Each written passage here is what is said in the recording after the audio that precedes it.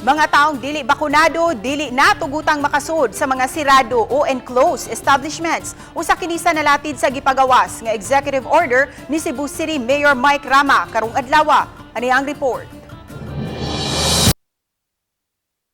Sa mga taong dili pa bakunado, pagpuyo lang una mo kay dili mo tugutang mo sud sa mga establishmento nga sirado, lakip na sa mga malls.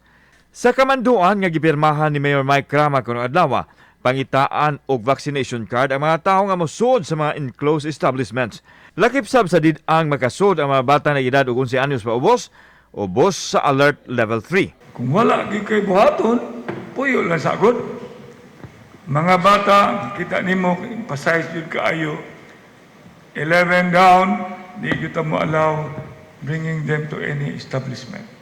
I-require na usab sa Cebu City ang negative result sa swab test sa mga taong mosulod sa Cebu City gikan sa kauluhan. Samtang ipahibawon ni Rama nga ibanduan ang mga tambalanan nga papaulion ang mga pasyente nga dunay mild symptoms ug didto na sila mapinuy-anan mag-isolate. Cases being brought at the emergency. And it is being detected that it is just showing a mild symptoms, not critical, not severe. So they are all being made to go home and do a home isolation. Mihatag og katinawan si Rama nga dili mo patuman ang Cebu City sa no vaccination no ride policy apan kung ipatuman yun kini sa nasudnong kagamhanan, anda man usab siyang mutuman ini. LTFRB and LTO will go into it.